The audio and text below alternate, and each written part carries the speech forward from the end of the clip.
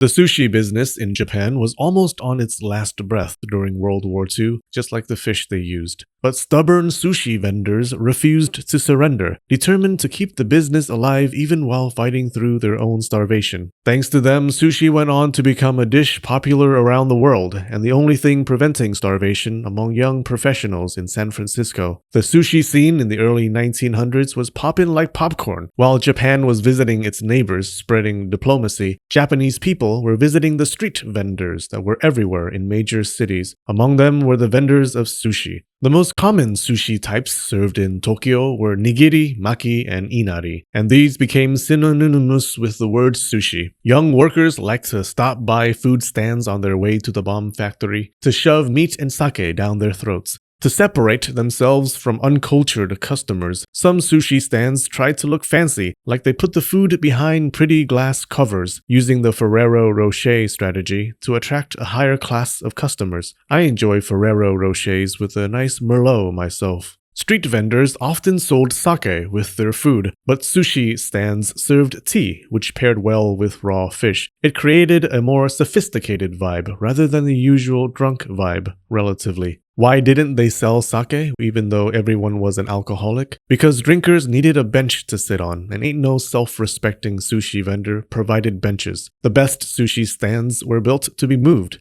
You didn't need pots or grills to make sushi, so you could move around to the best spots. Many stands had wheels. Buddha said, "One who carries a bench moves very slowly." By the 1930s, Tokyo's entertainment district of Asakusa was the #1 spot for sushi shops and fish genocide. The first sushi stalls in Asakusa appeared in the 1870s, and since then they just multiplied like salmonella on raw fish. Japan was at war with its neighbors at the time, and the Asakusa district was caught in a fierce battle, a battle between sushi shops for customers, and many were lost in those terrible times. Now war is hell, but at least you get new stuff. And the sushi war was no different. One of the best innovations was that sushi vendors added tempura to their menus. Some places experimented with meat sushi. Japan was in an embarrassing Western boo phase, so it's no surprise they played around with Western cuisines, which were full of meat. Sushi restaurants got caught up in the fighting too. These were more fancy sit-down places rather than food stands. The shit talk was legendary. One famous restaurant owner, Koizumi Seizaburo, said sushi stands were run by con artists. He accused them of lying to customers by selling fake ingredients, like their bluefin tuna was just tofu with food coloring, and their squid was just cheap fish cake. They lacked skill, and none could make a proper nigiri sushi. Damn, Seizaburo. The man was biased, but there was a bit of truth. It was cheaper to open a sushi stand than a restaurant, so many sushi vendors probably didn't have formal training. Elite sushi restaurants went to the fish market early in the morning to get the freshest ingredients. If you were a high-end sushi restaurant owner, you had best not get caught visiting the market at 3 p.m. "Hey, aren't you Kenzo from Kenzo Sushi? I go there all the time. I apologize to my father." The restaurants innovated too. Some places made their sushi delicious by using the groundbreaking cooking technique of hiring gorgeous waitresses. One owner even advertised that his shop had 3 beautiful workers, his own daughters. He was very successful. A man from a family of sushi makers opened a stall called Chinya, then used his profits to start a restaurant called Janome Sushi. It became so successful that he opened spots all over Tokyo, becoming the first sushi chain restaurant. Sushi had secured its spot as the #1 snack food, until the wars caught up with Japan. In 1939, the war forced the Japanese government to impose a bunch of restrictions on food, including rationing. It also banned sushi stands, calling them unsanitary. It was a huge blow to the sushi community. Sushi-con was never the same.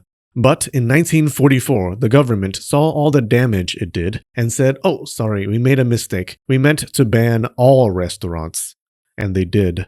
By that point in World War II, Japan was actually doing really well, according to Japanese propaganda. Thankfully, the ban didn't hurt restaurants much because the lack of food would have forced them to close anyways. As rations got smaller, people got thinner. Sushi chefs came face to face with extinction and huffed in defiance. These sushi men who descended from Naruto never gave up. They found ways around the law. Some restaurants opened in secret, charging high prices for the sushi addicts who just couldn't stay away from one last tuna nigiri. Some sushi vendors kept the profession alive by opening their stalls in the black markets. Black markets were actual markets that formed throughout the cities where vendors sold essentials and food because those were getting hard to come by. Ordinary people who didn't enjoy dying needed a place to go to buy the necessities from decent, respectable sellers who smuggled their products from government storehouses. Black markets were technically illegal, but tell that to the starving 10-year-old who just received a Philadelphia roll. Buddha said, "In life, it is best not to be a dick." Now, the war dealt a big blow to the sushi business, but it did spread the dish to people who wouldn't have heard of it. Sushi chefs fled the bombings of Tokyo to settle in other parts of the country, spreading sushi knowledge across Japan. Japan's invasion of everything within a 3,000-mile radius also exposed its neighbors to this delicious dish, and in some cases affected the local cuisine. The delightful Korean rolls, called gimbap, evolved from makizushi. It uses sesame oil instead of vinegar and has different fillings. The black markets continued even after the war because Japan was still a hot mess. The Allied occupation handed out food rations, but in the early days it just wasn't cutting it. Starving people relied on these markets. The authorities didn't try too hard to break up these places. Seeing people walking the streets buying stolen items was better than seeing them lying on the streets. Black market sushi went through innovations that survive even today. One day, the Sushi Business Association of Tokyo Prefecture had a wild idea and convinced the occupation authorities to allow sushi stands to accept rice from customers and make sushi out of it. They're so crazy. So, customers started giving sushi vendors about a 3/4 cup of rice, and for a fee, the vendors would make 10 pieces of sushi for them. Sushi stalls also began accepting other ingredients like eggs, shiitake mushrooms, and dried gourd. This bring-your-own-ingredients model worked so well that it spread to the rest of Japan. That was how 10 pieces became standard for an order of sushi. Today, nigiri is usually served in pairs. That tradition also came out of this time period. Before the war, nigiri was 2.5 times bigger, with a big old slab of fish on top. But with the food shortage, they shrank nigiri to the size it is today, but served in pairs. It was a bit sneaky because it was harder to tell that there was less fish than before and allowed chefs to use whatever small amount of fish or other ingredients they had available. After the occupation, the good times came back. The refrigerator changed everything. Before, places far away from water didn't have fresh fish, but when refrigeration became widely available, sushi vendors began offering all kinds of seafood. Sushi restaurants popped up everywhere, offering high-quality ingredients.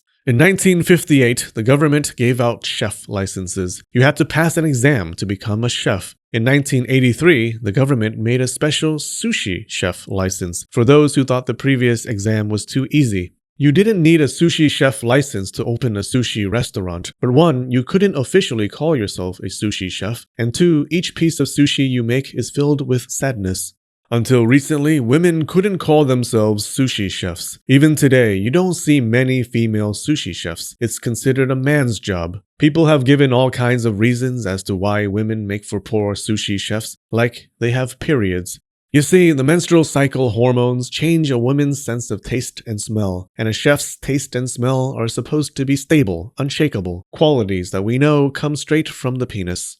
Another reason is that women have warm hands, which would make the rice too warm. This is clearly BS. Everyone knows women's hands are perpetually frozen. This is changing though, not the hands thing, the female chef thing. Today, more women are getting into the sushi profession by, I believe, learning to entirely suppress their periods. In modern times, sushi street vendors are no longer as common, replaced by another type of shop that caters to the same crowd. Conveyor belt sushi restaurants are now the place to find cheap sushi and cheap people. The first conveyor belt system was put in a sushi restaurant called Mawaru Genroku Sushi in 1958. The owner said he got the idea after visiting a beer factory. It was a hit. and he would open another 250 branches. Just a warning, if you go to these places though, there is a small risk of falling victim to sushi terrorism. That California roll you're enjoying might contain the spit of some clown teenager who thinks he's a comedian. If that's too scary, nowadays you can always go to supermarkets and convenience stores if you want cheap sushi, and you can even get gas station sushi if you want a parasitic infection. Sushi has come a long way since medieval times. The history of how sushi and sashimi was invented and how these dishes blew up is super interesting and involves knife masters and secret sushi texts. Click here to learn all about it. We have a new emperor on Patreon today, Sarah. All hail Sarah. We also have some other patrons, Brian, Fe, Josh Carroll, and Tomoe-chan. Thanks so much, you guys. Alright, I love you, and spread the knowledge.